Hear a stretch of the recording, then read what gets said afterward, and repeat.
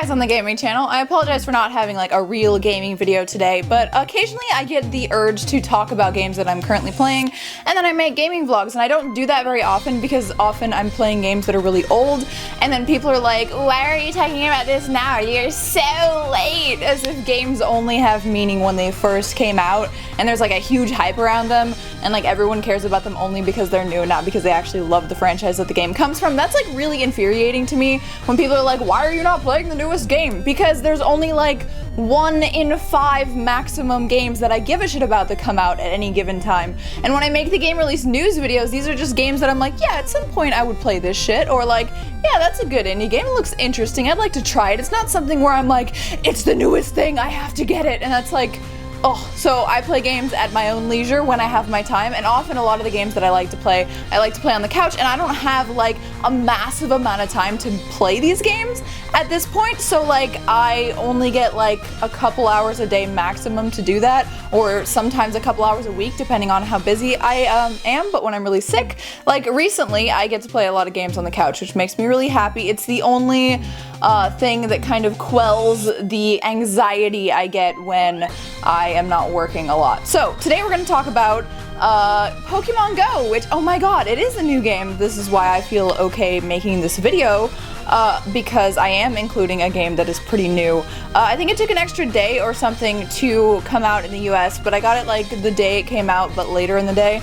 And for me, I really like this game, even though there are server like issues all over the place. Like I went to the mall yesterday to watch X-Men Apocalypse before it stopped being in theaters, and I was walking around all the Pokestops, and you guys should check out my Instagram. It's like full Pokemon Go right now. But yeah, something I find really annoying is when you go to like a really populated area or something, that there's server issues all over the place. Like I couldn't use it inside the mall. When you go outside of the mall, it was very iffy. But as soon as I go back home to like my area where there's only a few things, like I have a gym and like 4 Pokestops within like a normal less than a mile distance. I guess it's like 6 Pokestops within a mile, but it works perfectly when I'm at home and stuff.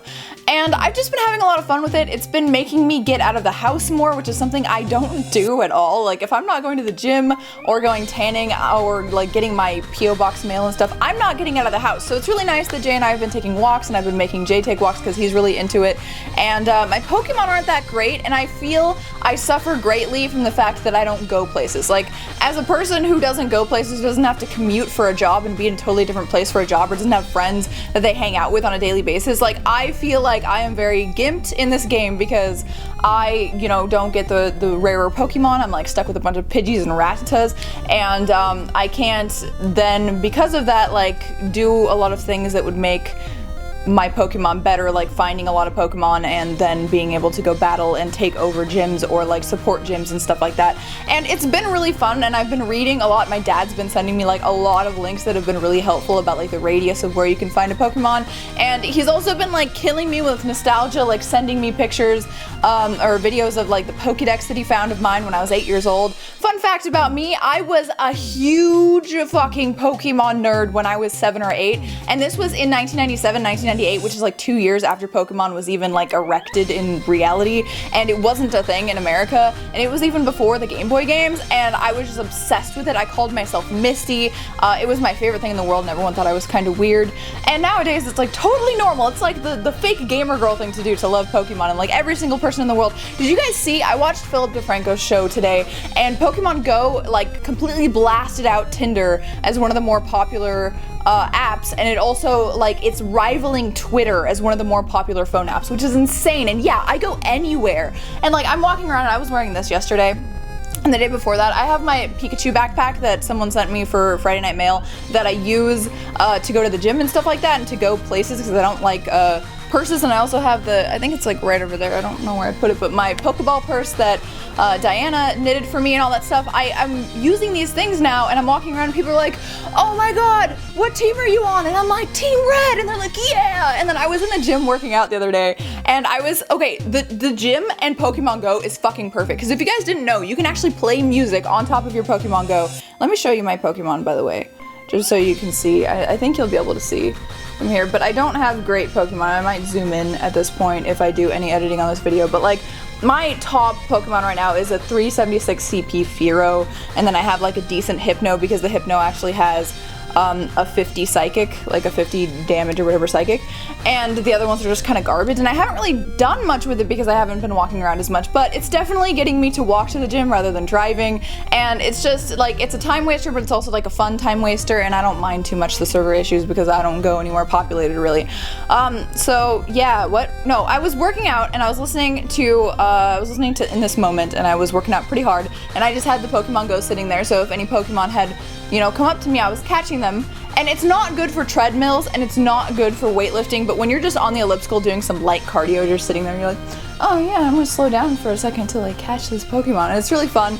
And it's not awkward to be using the augmented reality because a bunch of people like because a bunch of people around you are also doing it, and everyone knows what you're doing even if they don't play it. And if they don't know what you're doing, they're probably like a really old person that's just like, their opinions are irrelevant anyway because they're not gonna complain and they're not gonna like care really. They're just like old people, who cares?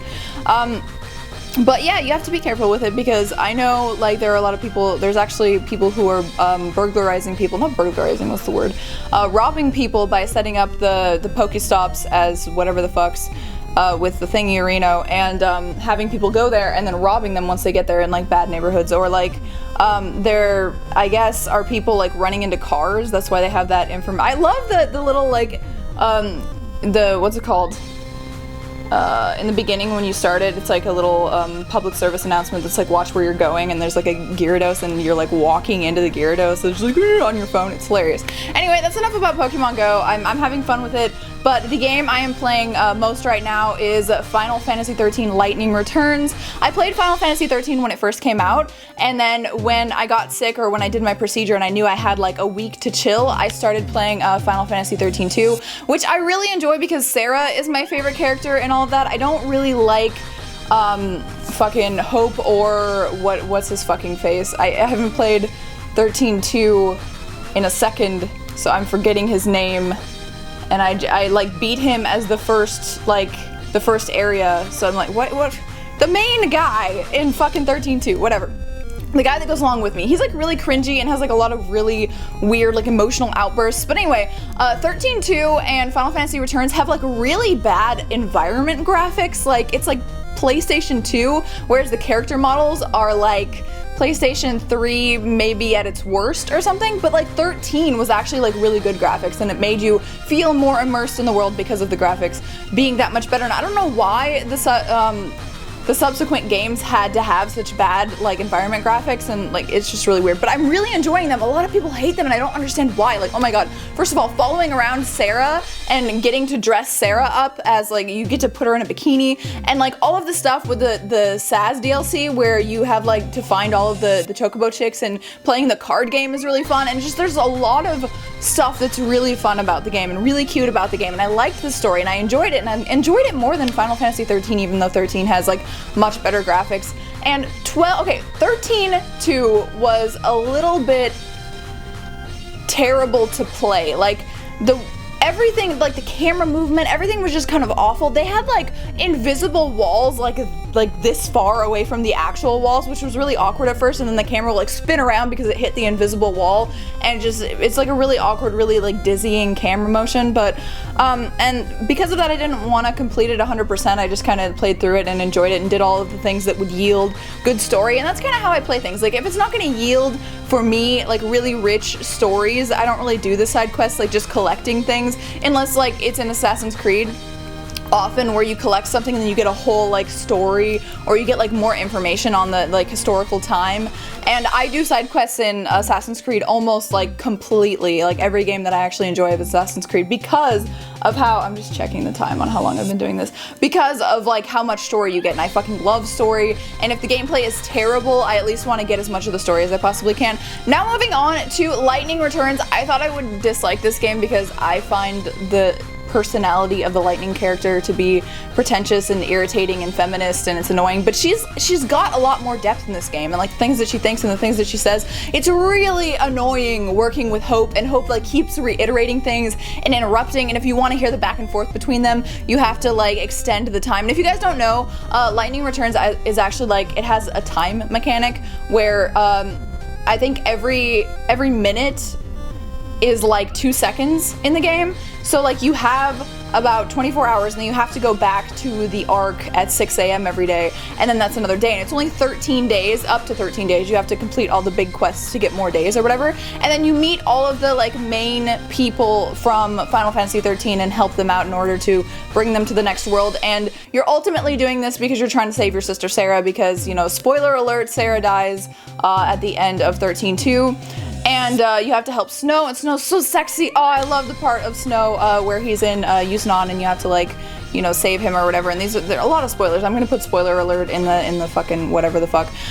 Or maybe I'll just like overlay some text. But yeah, I'm having a lot of fun with it. I'm nearly done with it. All I have to do is the very last day, and I wanted to stop last night. I was playing because I was getting too tired and I want to really savor like the end of the game, the end of the story. Something I really love about it is the side quests are basically the main quests. So the side quests have a lot of twists. They're not repetitive at all. There's like some crazy stories in there where you like have to find some guy's journal who's like the happiest guy in the world, and then you find out that the reason he's so happy is because he's blocking out what happened in this journal, and the journal was stolen by the guy who killed his wife and daughter. And inside the journal he's just like, I will get revenge, I will get revenge, I will get revenge, and then it stops, and that's when he like had such a traumatic experience, like it just kept going on, that he blocked it out of his mind and became completely reborn. And then you find out that his favorite muffin delivery boy, if I've lost you by now, it's because that's how deep every single one of the side quests are. And then you have like extra side quests, which are like this like board of wishes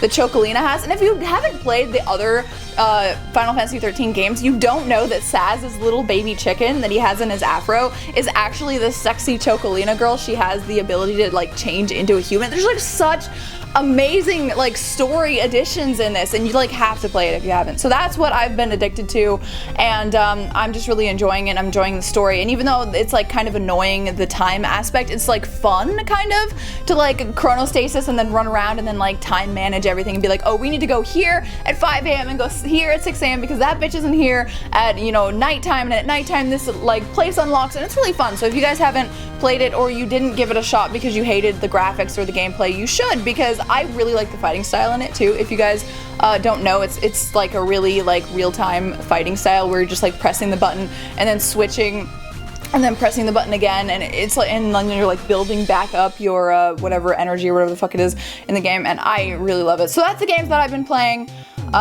So those are the games that I've been playing lately, and I'm really enjoying it. And next, I think I don't know if I want to play something like Dying Light or something. I have a bunch of PS4 games that I haven't played because they're not Final Fantasy games, because they're not Assassin's Creed games, because they're not God of War games, and I need to catch up on all of my favorite franchises.